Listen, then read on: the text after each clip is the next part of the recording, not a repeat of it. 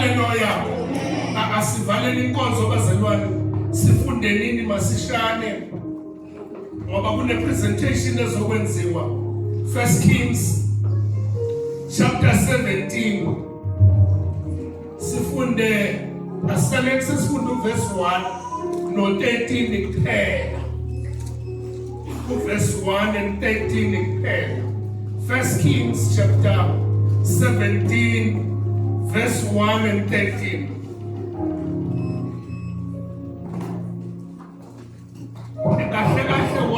What I want to do ukucebisa ibandla ukuthi we can be standing.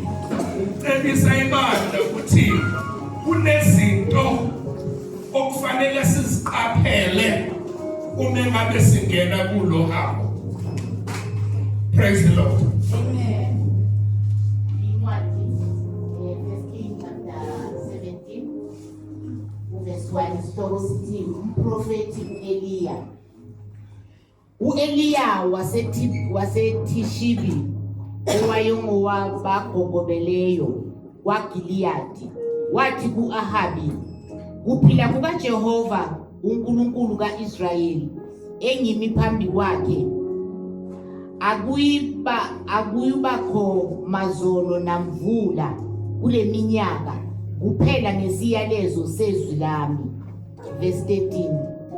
Wayesethi u-Eliya kuye, ungesabi, hamba wenze njengokusho kwakho, kepha ngenzele mine kuqala iqebelengwana elincane, ngakho ulilethe kimi, anduba uzilungiselele wena nendodana yakho.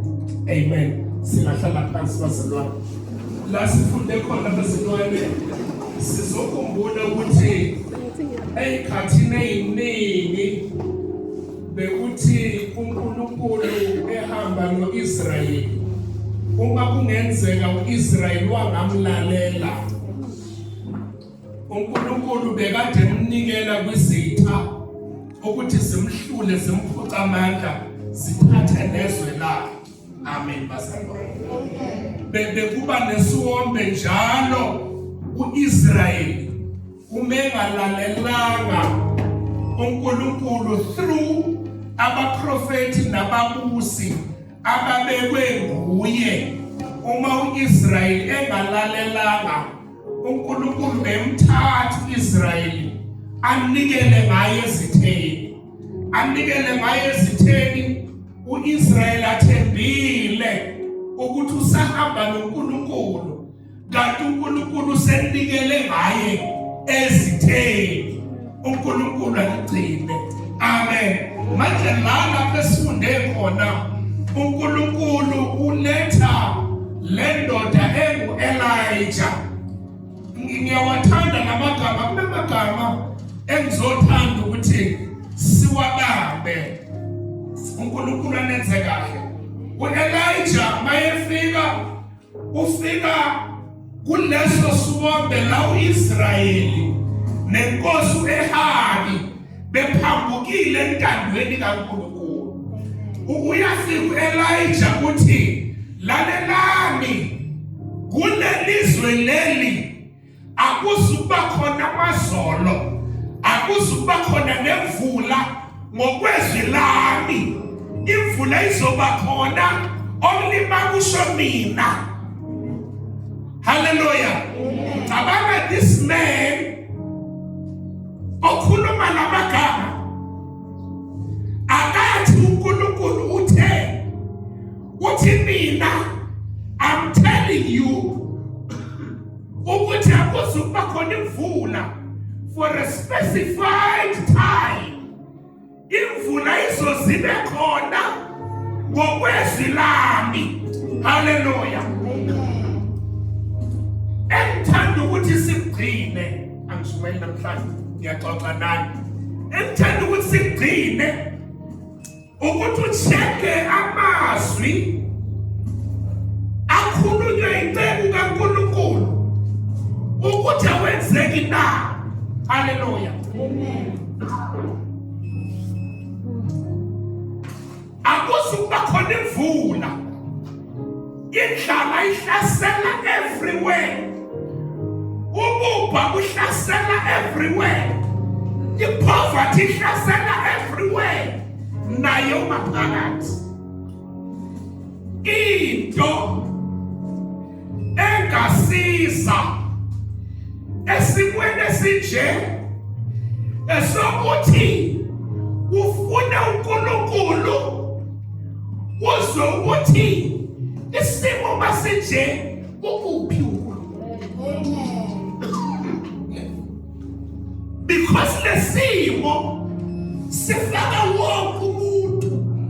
Indlala ihlasela everywhere. Indlala ihlasela nasemakhaya. Kunesomela iBhayibheli likhuluma indaba ethi kwakuze kudayiswa nenhlobo yembongolo. Indlala yayihlasela ngendlela yokuthi amakhosikazi athize azavumelana ngokuthi asihlabe yamingane esiyihle ngomhlomunye sohlabe yakho siyihle. Indlala kuletha iseverity ukuthi indlala engakanani. Kunezinto bazalwane in our journey okufanele siziqaphele. Ilapho uJesu athi khona liyibandla athi nizikhonzi kuyafuneka ukuthi nihlakaniphe kweyinyoka kodwa nibe mnene kwamajuba. You need to be very careful. Uma careful, uma kwenziwa umsebenzi omkhulu kaNkulunkulu kuvela nezinkulumo ezihlakaniphile kodwa ezingenaNkulunkulu ngaphakathi. You need to be very careful. You need ukuvula amehlo uzwe ukuthi ubani okhulumayo. You need to sense ufune uNkulunkulu ezintweni ukuthi God where are you? Akuzukuba khona imvula ngokwezwi lami ene uNkulunkulu uyabahlonipha abantu ababekwe nguye. No, don't take it for granted. uNkulunkulu uyabahlonipha abantu ababekwe nguye because those are the people abakhona ukuthenga inhliziyo kaNkulunkulu. uNkulunkulu akhulume into. Remember, uma sithatha istories kaHana. uHana wayengathona abantwana and nobody knew that. Yayingalotshwe ndawo, yayingakhulunywanga ndawo. Nobody knew that. Kodwa uHana the day ehluphekeni kwakhe konke kweminyaka for the first time ayodisclose inkinga yakhe ecebwini kaNkulunkulu. Icebo kaNkulunkulu without knowing ukuthi kunoNkulunkulu kulento uthi kuhalalalela next year by this time uzokunengane. And uNkulunkulu akasho ukuthi nolalela mpristi yimina wenzela yonke izizathu lezi. Hallelujah. Uma singena kulo uhambo lokusebenza umsebenzi kaNkulunkulu kufuneka sifane nawo Nehemiya. The time bakha izindonga iBhayibheli lithi ngalesandla bekade bakha kodwa ngesinye isandla ubeka isikhali sakhe la. Isikhali sakhe sokuthi should anything ivela I will stop a little bit. Ngilwe lempi kodwa umsebenzi awuyeki. No. Angikhulumi ngomzana nothi ngiyayimisa insindiso. Angikhulumi ngaloyo. uNehemiya doesn't stop insindiso. Doesn't stop. Leyo ngiyazi leyo. Ngiyemizwe just umuntu athi ngasihlubula lesambatho ngubambe. Angiyazi leyo. Ngiyemuzwa athi ngamkhipha ukholoro ke ngubamba. Ngiyazi leyo. Ngikhuluma indaba yokuthi uma uhlakaniphile awusuki ezwini likaNkulunkulu. Uma kuvela izinto you attend them. Kodwa ungasukanga ezwini likaNkulunkulu. You stand firm ezwini likaNkulunkulu. Uba uNkulunkulu uba izimo zikhona, ube umzalwane izimo zingekho, ube umzalwane. Uba umzalwane sewuzwile kuthiwani ngawe, ube umzalwane. Ube umzalwane igama lakho lihudulwe phansi, ube umzalwane. Uma singafunda abazalwane ukuthula, bese uyaqhubeka endleleni. Haleluya. Kunamagama engiwathandayo la. Okay, ngithi ufake valani nana maBhayibhelini.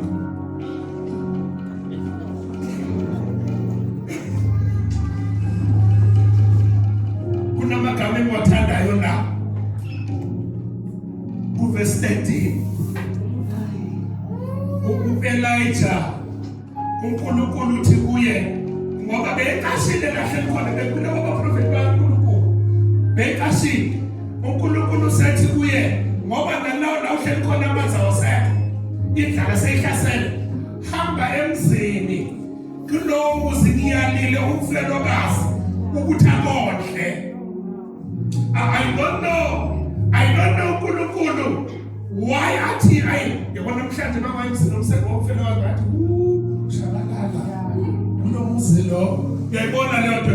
uNkulunkulu uthi ngiyalile umfelokazi ukuthi akondle. Okokuqala la amthumela khona bakhonza obhali, bakhonza iy'thombe, abamazi uNkulunkulu.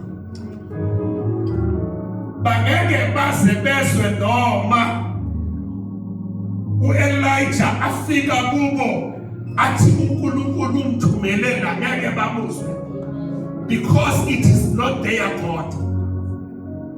Abazali noNkulunkulu walomzalwane, abazali nalutho engabasondeza, engabaxhumanisa noNkulunkulu walomzalwane. Haleluya. But uNkulunkulu uthi hamba, ngimyalile ukuthi akondle. Akamchazeli nokuthi uzothi bayengena bazo-identifyana ngani, akasho. Uyasuka Elijah uyongena emzini. Sorry. Uma engena emzini ubona owesifazane ubhizi ngaphandle uxhakathisa iy'nkuni, uyatheza, uyakuye. Uma efika kuye ayibona ukuthi bembona na, mhlambe bakuyilaba baley'nsuku ubabona ngey'mpahla abayigqokile ukuthi lezi seziyaphupha. Umfelokazi sewugqoka isikhathi eside kakhulu, ngoba abanye bakugqokisa kuphela u-12 months, kungena u-24 months, kuye kube umshokosho, inkomo yokuhlaba ingabi khona yokumkhulu. Ayigqoka umntana womuntu iy'mpahla ezimnyama kuze kube yisoleso. Abanye bafuna ukumlaya njalo. Kukhona nje kuningi kubafelokazi. Abanye bafuna ukuthi siyamazi ukuthi kunomnumzana osondelayo sifuna ngamtholi, azigqoke kuphela ku-3 years. Omunye wazi wayikhubulela abantu bazomthola kahle, ngikhathele lezi wayikhubulwa ibeke eceleni, bangazi isinyama singenaphi lapho. Elijah uma engena uthi kulo mama, uma ethi uyahamba uyongena endlini, uthi akomphathela amanzi. Khumbula ucela kumhedeni njalo. Uma ethi uyahamba nomama, uthi kuye usale somphathela noqezwana lwesinkwa.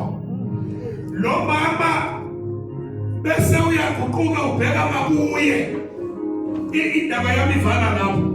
Bese uyaguquka ubheka makuye, uthi kuye, muntu wabantu, uyabona mina anginalutho endlini.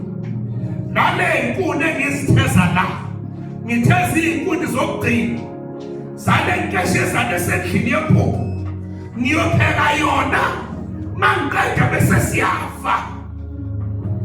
That's the last grocery enginayo endlini. Akunalutho endlini. Kunamazwi akhulunywa u-Elijah. Engazi ukuthi u-Elijah uma engawakhuluma kimi ngingamu-understanda na, noma ukube wawakhuluma kimi bengiyomu-understanda na. U-Elijah uthi, lalela, hamba uyokwenza njengoba ngisho. Mase wenzile ungadli uphe mina kuqala.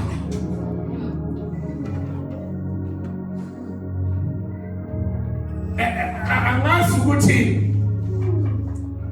u-Elijah understood ukuthi umuntu olambile, umuntu ongenakudla, ukusacrifice kanjani ukudla kokugcina, akusacrifice isihambi angasazi sibuyaphi, esinye ukuthi siyohamba nini. Yabo mangavakashela kakho bafika namhlanje kwiSunday nizongipha ukudla manje mdinona ngithi inkonzo yakho sasa nizongipha seniyaqala ukukhuluma endlini babuNkosi lo mngani wakho uhamba ntambama bapheke baniphe futhi babuNkosi asondela nje manje abatekisi abheka ngakithi. Understand ukuthi ukugrocerishe ngenani labantu abasendlini nokudla okula endlini okugcina vele ngaphandle kokuthi kuncane okugcina lokho esikuphekayo. Manje nani umuntu uthi ipha mina kuqala,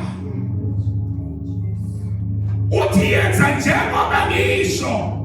Lo mama uthi ukuthi sidle sife, u-Elijah uthi ipha mina kuqala.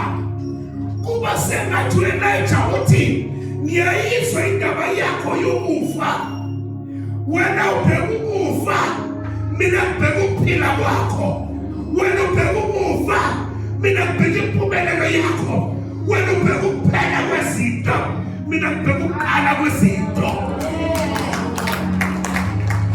Wena ubheka ukuthi uhambo lwalomndeni luyaphelela la, mina ngingu-Elijah ngithi uhambo lwalomndeni luqala la. When God comes into your life, izinto ebekade zingathi siyaphela emehlweni abantu, siyasithatha emehlweni kaNkulunkulu.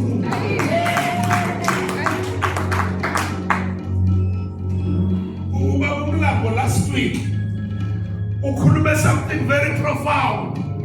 Ngayibona lento ukuthi uNkulunkulu is ever amazing. Emhlabeni utshelwa ngeyibongo, kanti ezulwini uthola isibongo esisha. Emhlabeni uba ngo-rejected, ezulwini utholwe kabusha. And bonke abantu abaye bavuma ukuzama uNkulunkulu, izinto zabo ziflourisha ukudlula nezalaba ebekade kuthiwa abantu abaphelele namadlozi ayabazi. Uma ufika kuNkulunkulu kuqala izinto ezintsha emhlabeni, kuyaphela kuNkulunkulu kuyaqala. Amen. She did not know ukuthi namhlanje uma ebheka ukufa kwakhe kanti ukuphila kufikile emndenini. IBhayibheli lithi u-Elijah uthi ipha mina kuqala. lalelani bazalwane, ube ngabe ufuna ukuphumelela, no le uyezwa ngikhuluma siloko, ube ngabe ufuna ukuphumelela endabeni yakho yokukholwa, make sure ukuthi u-Elijah right.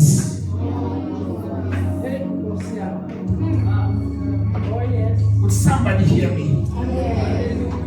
Ube ngabe sifuna ukuphumelela ezintweni zethu, make sure ukuthi u-Elijah right, because ukulimala kuka-Elijah ukuphela kwentwana ekhaya.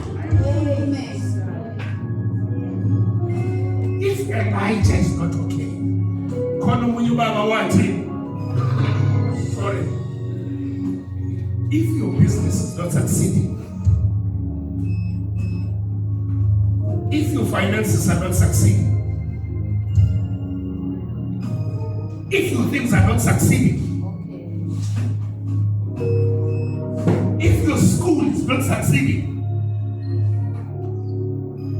if everything you are doing is not succeeding, go and check your pastor. Go and check if Elijah is alright. If Elijah is not alright, there's no way Israel can be alright.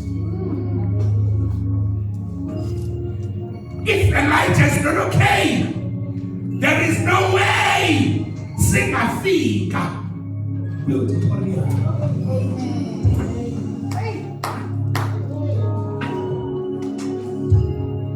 And the local kushoyo uma kuthathele phansi serious. Local kushoyo, you can take it ukuthi ushumayela ngoba kuyisikhathi. No, I'm serious about this.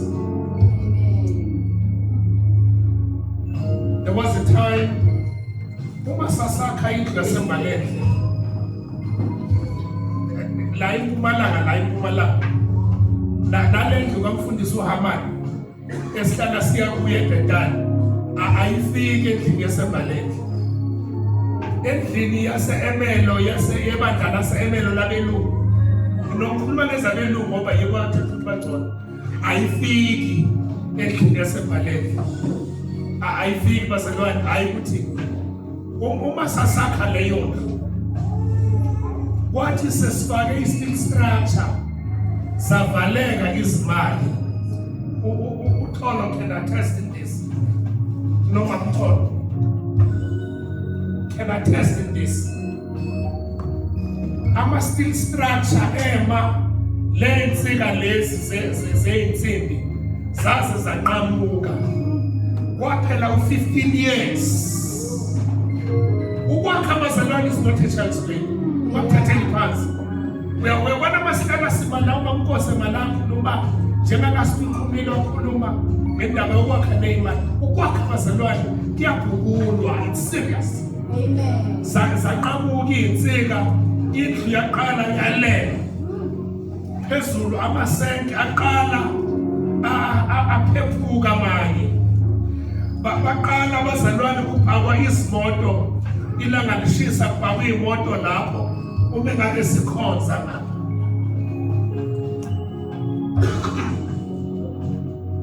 Khumbula ngithi kubazalwane, umfundisi uthola umuzi eSekunda. Mayethola umuzi eSekunda,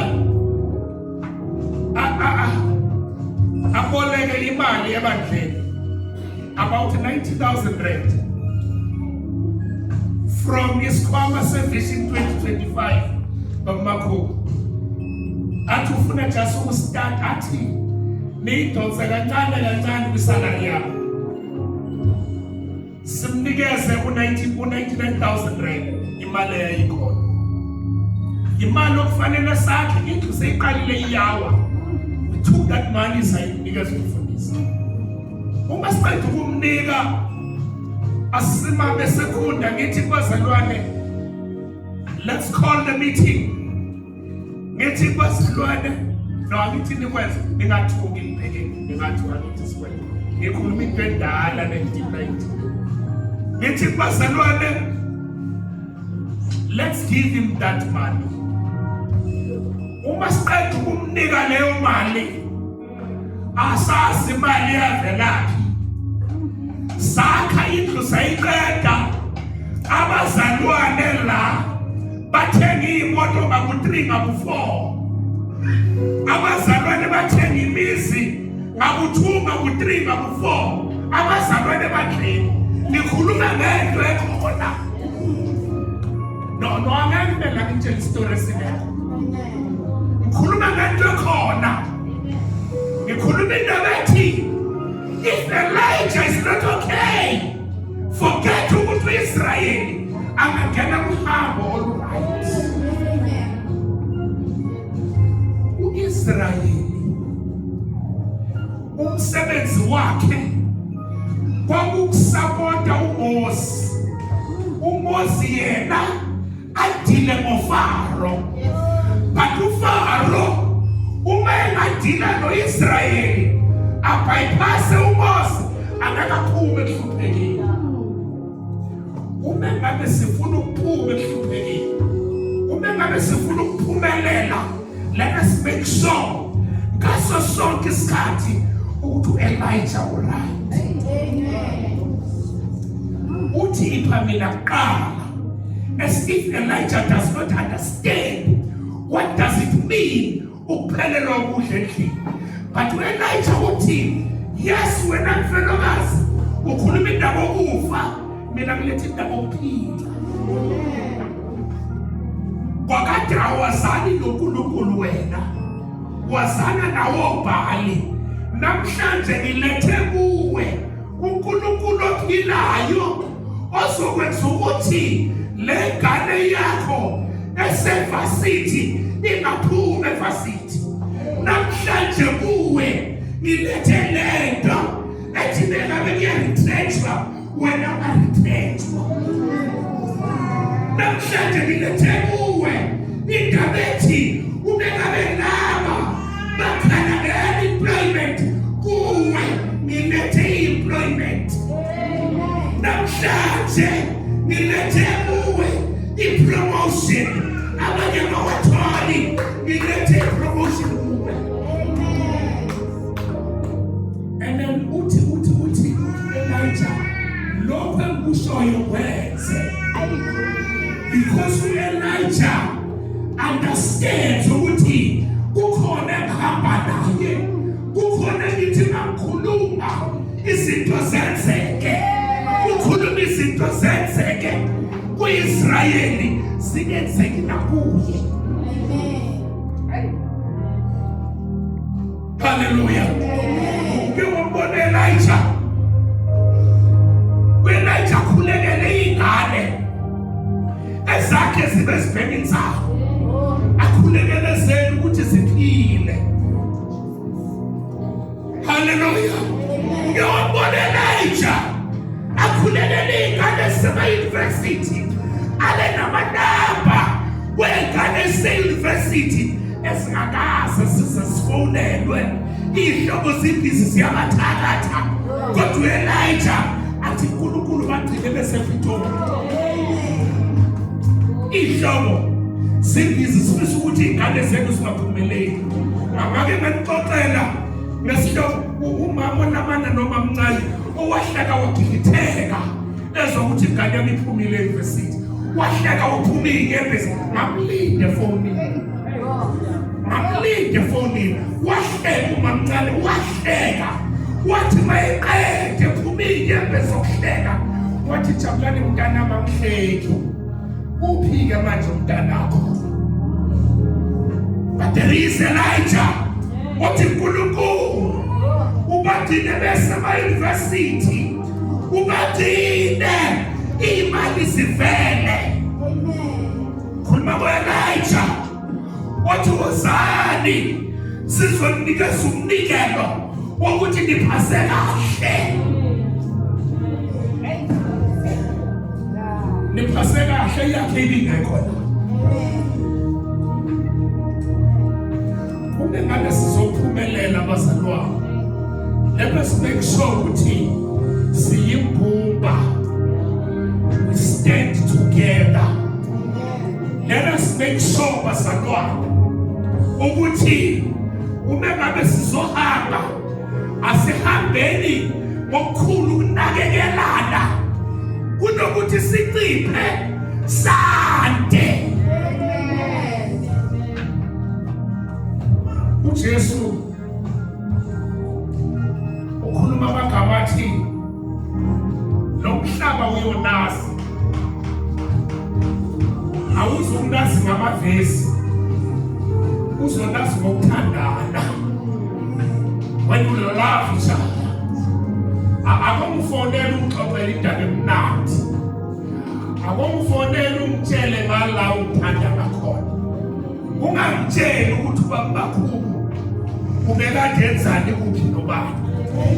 Akumfonele umtshele ukuthi akubambe kancane, nginama-free minutes, ngifuna ukuthi ngithi baba osezulwini akugcine lo mzalwane ongabhekani. Kunabantu owaziyo ukuthi bayifonela kunendaba azokutshela yona. Ngaleso sikhathi umntwana kaNkulunkulu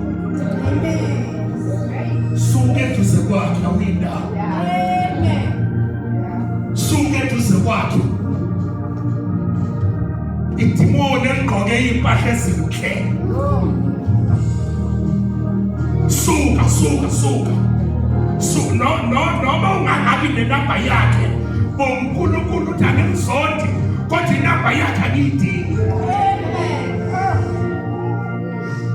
Akakaze akayi-one afonele into ephilayo, akusendele imessage emnandi. Akakaze uma ekuthumela imessage uzokutshela ukuthi umbonile bengqola ibhathi elinjani belento nobheyimovu ezasezayoni.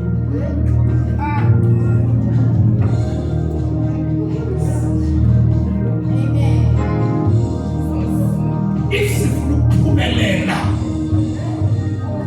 endabeni kaNkulunkulu, uma sifuna ukuphumelela ale presentation esizoyenza, let us stand together as brothers and sisters. Akumfonele umtshele ukuthi umbonile uElijah now, he doesn't look well. Umbonile umama Elijah, she doesn't look well. Akumfonele. Elijah uthi phamina kuqala, because I have a solution. Isolution yempumelelo yethu isekuhlanganyeleni nokusapota ivision kaElijah. Let us stand. Baba wethu muhle nolungile, we thank you, Holy Spirit. We thank you, God. Awuphezu babuhle, awuphezu usimangalisa, awuphezu kusithanda. Uthando lwakho alunasilinganiso. You loved this church, and you love this church, and usazolithanda. I'm praying, oh God, for each and every member of this church. Gcwalisa uNkulunkulu wethu namandla, the zeal and the drive yokuphumelela financially, the zeal and the drive of coming closer to you, ekukwazini nobukhosi bakho obupheleleyo. Sisize Jehova, sisize moyo ngcwele, sisondele kakhulu kuwe, sisize moyo ngcwele. Baba wethu namandla, iphupho lale bandla is to see us succeeding, oh God. Pray uNkulunkulu wethu namandla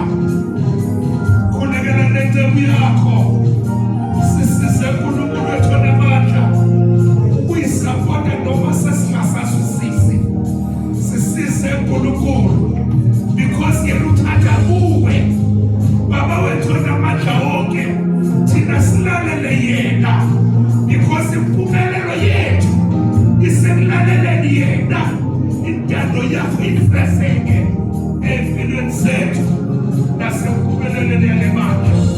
We thank you, Spirit of the living God.